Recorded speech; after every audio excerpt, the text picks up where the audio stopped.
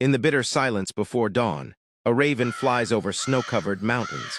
Below, a lone traveler walks, cloak snapping in the wind, one eye burning like prophecy. This is not Olympus. This is not a land of shining palaces and golden gods. This is the world of Norse mythology, a realm of frost and fire, where gods bleed and monsters dream, where thunder shakes the sky, and the end of everything, Ragnarok, is not just a fear but a promise. At the heart of it all stands Odin, the wanderer who traded his eye for wisdom, and hung himself from the world tree to steal the secrets of magic. Beside him, his son Thor roars across the heavens with Mjolnir in hand, smashing giants and monsters with the fury of a storm. And lurking in the shadows, Loki, the shapeshifter, the trickster, the one who smiles even as the world burns. These are not stories of peace and harmony. These are sagas carved in bone and stone, stories told by firelight as the wind howled outside Viking halls, stories where even gods must pay the price for their power. So sit close. This episode journeys to the edge of the world, telling the story that gods tried to bury.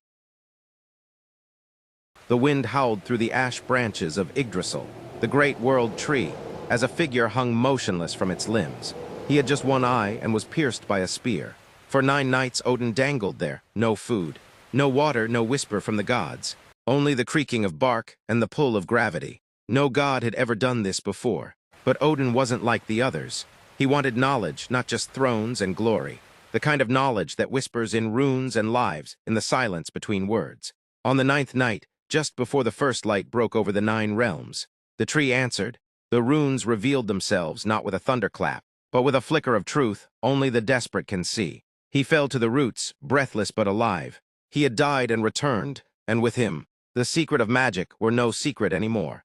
Years later, at the edge of a black lake, Odin walked alone again. Before him stood Mimir's well, guarded by an ancient head that could still speak. Odin asked for a drink of its waters, waters that held the wisdom of the cosmos. Mimir asked for a price. Odin plucked out his own eye, placed it in the well, and drank. And in that moment, he saw it, the end of all things. A wolf with eyes like night, a battlefield soaked in godly blood, his own death. But Odin did not flinch. He tied his cloak tighter, turned toward Asgard, and began preparing for the day it would all burn. The storm rolled in without warning, black clouds swallowing the sun.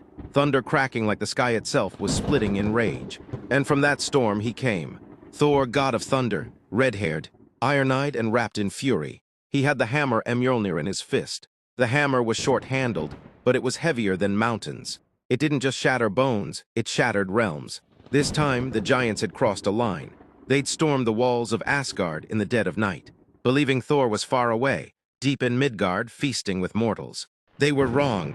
The first giant saw only a flash, a blur of lightning, and then nothing. The hammer caved his skull before he could cry out. Thunder cracked again, not from the sky, but from the impact of Mjolnir striking flesh and stone.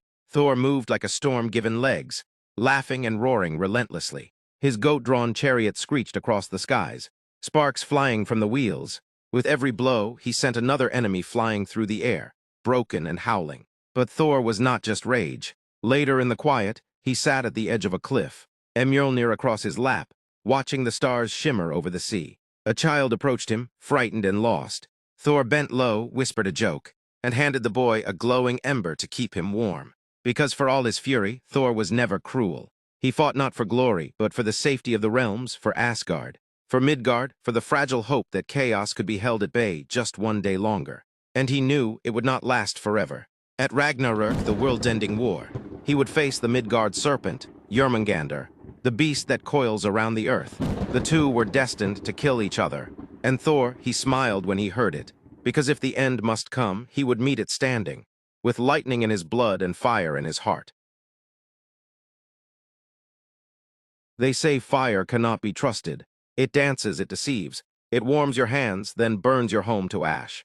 That's Loki, born of giants, raised among gods, neither fully trusted nor fully cast out, with a smile sharp as a blade, and a mind faster than Mjolnir in flight. Loki walked the halls of Asgard like a guest who never left, and who might at any moment set the whole place on fire. He could make gods laugh, but the line between laughter and horror is thin. Loki's pranks grew darker, his lies more dangerous. He sowed mistrust, turned friend against friend, and then he crossed the line. He caused the death of Baldur, the beloved shining god. The grief that followed split Asgard. The gods chained Loki in a cave deep beneath the earth. His son transformed into a serpent that dripped venom onto his face. Drop by drop, he writhed in agony, screaming, cursing the gods, cursing fate. But Loki's story wasn't over. He would break free. When the end of days came, Ragnarok, he would march at the head of the enemy horde, leading giants, monsters, and the dead against the very gods he once called family. Why? Because Loki was never truly one of them. He was the question mark in their perfect plan, the chaos they tried to tame, the fire they thought they could control. And when fire is betrayed, it doesn't forget.